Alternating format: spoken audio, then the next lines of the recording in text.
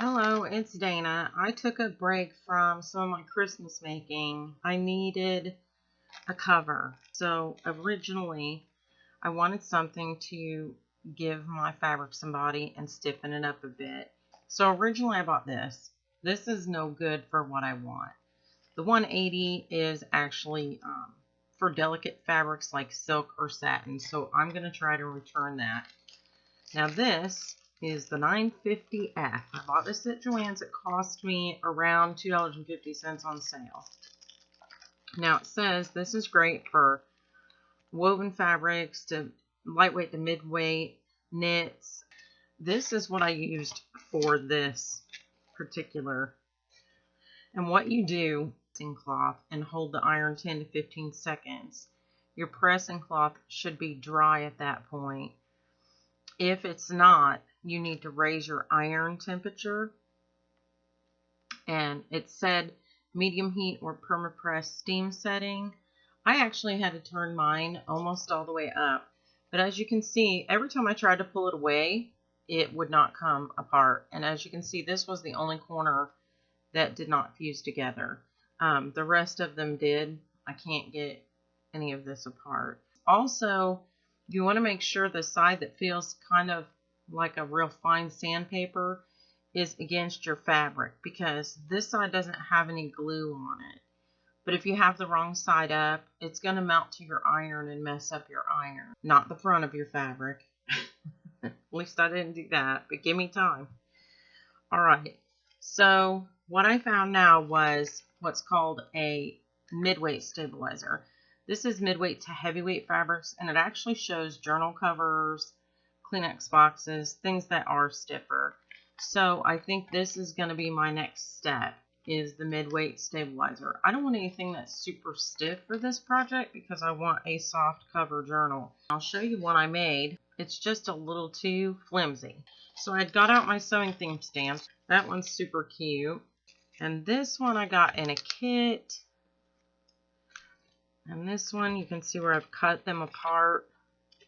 I'm pretty sure these were all Tuesday morning kits. I can't remember the name of them. And this was also a kit. Let's see.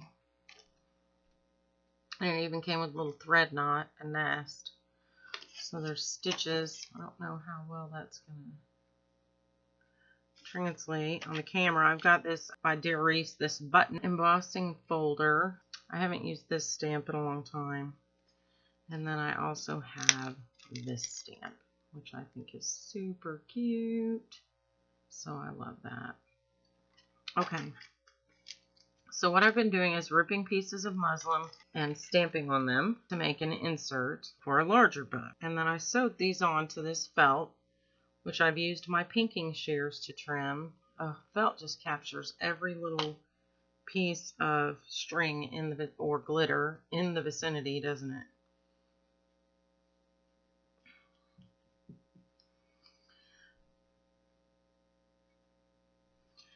But my plan was for this to go around this, and then for the big book to go around it. So that's not exactly working out yet.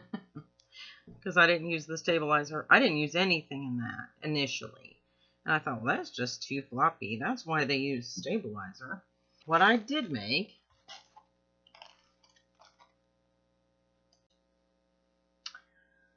okay, so this was what I came up with. This charm came all together on a card from Hobby Lobby last year. And I just stuck it to a ball pen on the side. I put a few wonder clips on the front. I did use the butterfly fabric, and I left some strings. These are wonder clips, which I turned one around to show the pink. They're pink on one side, white on the other. This is a little nail file. I love these. I think these are adorable. They come in a 3-pack in Joann's sewing section, the Sewology, and they're so stinking adorable. They're double-sided, and I think they're so cute. Okay, on the first inside page, I've attached a few buttons in the colors that match the journal. I love this yellow one. It looks like a flower. I don't know if you can see that, if the light will hit it just right or not. And then a few pink ones to go with there's a pink theme going on here. And then I carefully inserted the pins and tried to color coordinate the balls, again to match the cover, because I thought it would look pretty like that. But I just took a piece of felt and sewed around the edge of it, and then I actually glued that down, which is probably not what you should do because it's hard underneath there. You can't really push the pins very deep, so it's either a good thing or a bad thing. It's a good thing because you're not going to probably poke yourself through the felt if your finger's behind it, but you have to insert these very shallow into the felt where they get stuck when you're trying to press them through. But on the next page, I sewed some more of this measuring tape ribbon, left some strings. Here I plan to, I don't know if I'm going to add ribbon to these or washi tape. I just put, again, a couple more bulb pins, another one of those funky safety pins with a few beads. These are the iridescent finish, and then I put a little yellow crackle in the middle. These you can find by the embroidery floss. You get 25 for 99 cents. So I was thinking about trying to cut these with my envelope maker, and then I thought, no, because these are plastic and they're sturdy, and I don't want to make cardboard ones that small. Also, because I made so many mistakes, I had to keep cutting my book down smaller and smaller, which is why it is tiny now. I think it's cute, though. It's really cute. All right, so I've been hoarding these a while, too. When these first came out, I bought them. I loved them. For $3, you get 5 stick pins. So I thought the thimble one would be perfect on this little thimble picture that I had stamped on the muslin. I did not sew that down. I just pinned it with the thimble pin. And then I had also bought these a while back thinking that, I've got a sewing machine and I'm going to be making all kinds of stuff. In my mind, I'm going to make some great quilt or something. I can't even make a book cover. But this one says Stitch with Love. This one says With Love in Every Thread, 100% homemade, and then Stitched with Love again. So I can't decide which one to use, but I do know on the back I'm going to see if I can't put one of those. Okay, so I just attached a few safety pins. This one is the loopless one, so it doesn't have the loop at the end, which is really nice to put beads on. Also, this is a standard safety pin, but these gold ones are loopless also. So you can actually thread the beads to one side and use the open side to actually secure it. So those are really nice to have, especially when making journals. I just cut down a pair of dollar store fussy cutting scissors because, well, every sewing kit needs some scissors, right? So why not have some in your needle book? And I had made a pocket here and reinforced it twice. First, I turned the edges down. I did use fusible interfacing, the mid-weight that I showed you on this whole thing, this whole cover and this pocket.